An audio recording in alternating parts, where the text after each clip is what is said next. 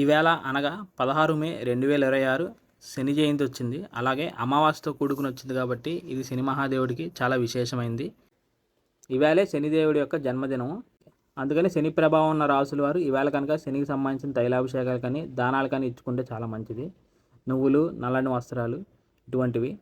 ఇది అందరికీ తెలిసిన విషయమే. ఈ శని జయంతి సందర్భంగా మనం ఈ శని యొక్క ప్రభావం అనేది ఏ రాసుల మీద ఉంది అనే విషయాన్ని గోచార ఆధారంగా మనం తెలుసుకుందాము.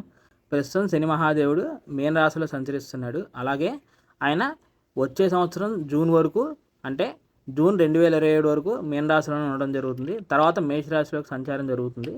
అప్పటి వరకు మీనరాశి వారికి జన్మశని అంటే జన్మ సాధే సాతి అనేది జరుగుతుంది. కుంభరాశి వారికి కూడా ఏలినాటి శని అనేది ముగింపుకు వచ్చిందని మనం అర్థం చేసుకోవచ్చు. ఇంకో సంవత్సరం కాలం వరకే ఉంది. అదేవిధంగా మేషరాశి వారికి స్టార్ట్ అయింది. ఈ 3 రాశులే కాకుండా ధనుసు రాశి వారికి అర్ధాష్టమ శని జరుగుతుంది. అలాగే సింహరాశి వారికి అష్టమ శని కూడా జరుగుతుంది. సో ఈ విధంగా సింహం, ధనస్సు, కుంభం, మీనం, మేషం వారి మీద ఈ శని మహాదేవుడి యొక్క ప్రభావం అనేది ఈ సంవత్సరం చాలా బలంగా ఉంది.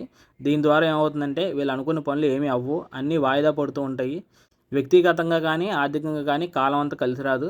ఎక్కువగా లాసెస్ అనేవి వస్తూ ఉంటాయి. అవి వ్యక్తిగతంగా అవ్వచ్చు, ఫైనాన్షియల్గా కూడా అవ్వచ్చు. సో దీనికి పరిహారం ఏంటంటే ప్రతి శనివారం తైలాభిషేకం చేసుకోవడం, శనికి నువ్వులు, బెల్లం సమర్పించడం, నల్లని వస్త్రం సమర్పించడం. అట్లీస్ట్ రోజు చేయకపోయినా వారానికి ఒకసారి అంటే శనివారం చేస్తే సరిపోతుంది. సర్వేజన సుఖినో భవంతు.